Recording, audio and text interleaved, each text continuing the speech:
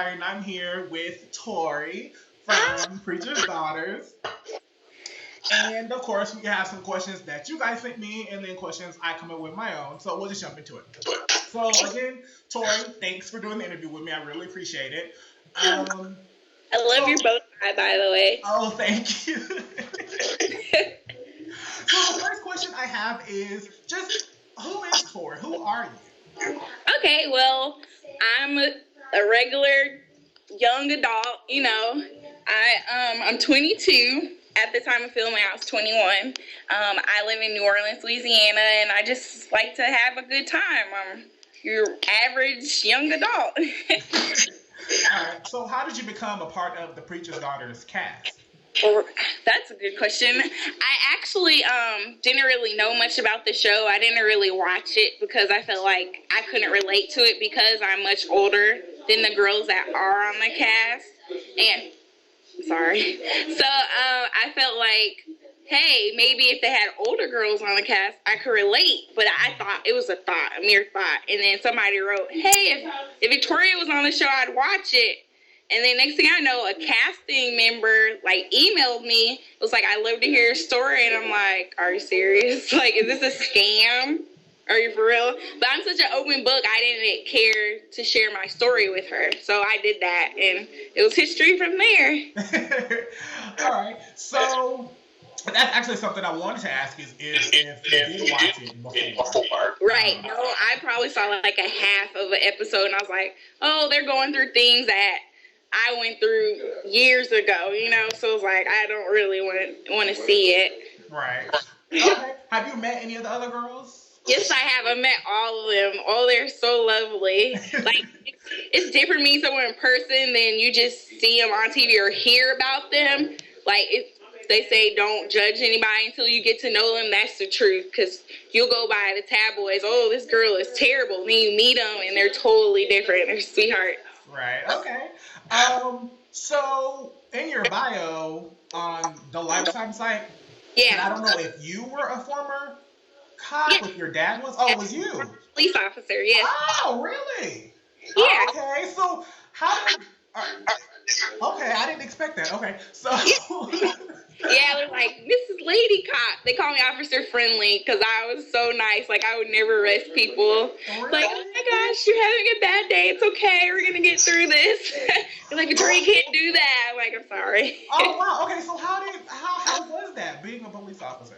Okay, well, I was in school for 2 years to be a teacher. And then I lost someone very close to me, so I kind of forget school, forget everything. I just kind of drew back. And by doing that, I lost my full scholarship. So I'm like, how am I going to get back in school now? So what I did was look into, different, I don't join the military per se, but they help you finish school. And then I found out civil service jobs do that as well.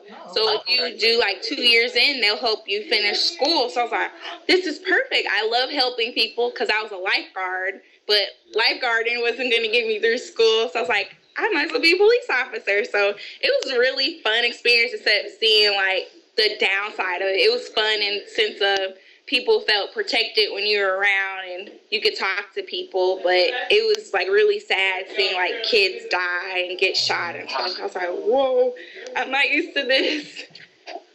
All right. So have you been in New Orleans your whole life?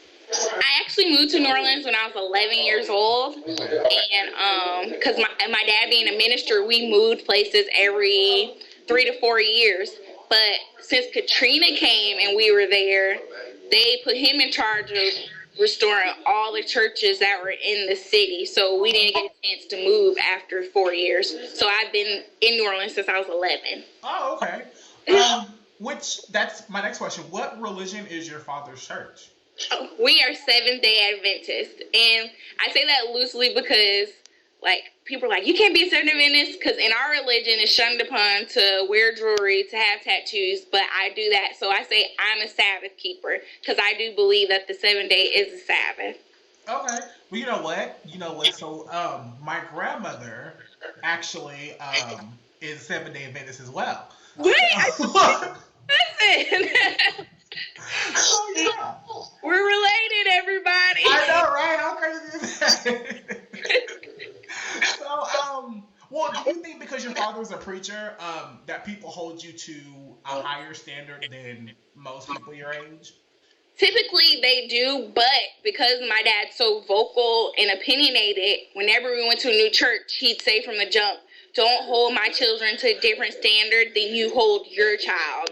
And that's what I appreciate about them. So they might judge me harder differently, but I never felt that way because he vocalized his, like, opinion about that. Okay. So, there's, a lot of people say that, pastors and preachers' kids, or PKs are the wildest kids out there. Do you think that's true? Or you think that's something that's someone just, I don't know, made up or something? Right. It's crazy because I go out and party with the next guy. We're partying just the same, but I guess it's just that you're in the public eye more because of your dad's position, but I think I party just as much as the next person. All right. Do you consider yourself a role model for, people younger than you or young adults around you? I actually do, which is weird. I feel like I'm one of the realer role models. I show you that I am flawed. I do mess up. At the end of the day, God still loves you no matter what. Like, we do make mistakes and we all sin, but I feel like I have opened the door for more young adults and more teenagers to be more transparent about what they're going through and dealing with. And that's why I wanted to do the show, to show that, yes, I drink, yes, I party, but at the end of the day, I do love God, and God still loves me. Do you have any fears about the show before it airs at all? My biggest fear right now is that people won't give me a chance to watch it through its entirety. They'll just jump to the conclusion from the beginning because of the commercials, because of the first episode, oh, she's ratchet, she's terrible, this girl, why would you watch her? My kids shouldn't watch her.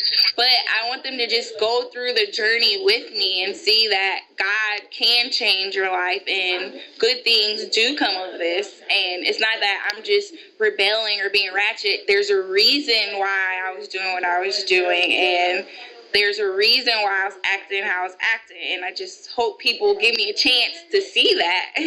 Right. Okay.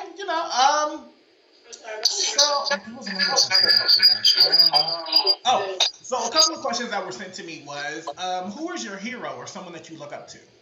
I definitely have to say my parents are my hero. Not to be cliche, but they've had to overcome so much. My dad especially, he was like in the world. He was a pro athlete, and he used to drink, and he grew up in a single home, and I see him striving so hard for me and my little sister not to live like that you want to overcome any demons that you could have inherited, like alcoholism. That's something you can inherit. So that pushes me stronger to be a bigger person, a better person, and to try my hardest not to go down the path that he went down. Okay. What, if any, would be one of your biggest flaws, and then what's your best personality trait? Let's see, that's like my biggest flaw. Like everything, like people don't know, it's like I have low self-esteem.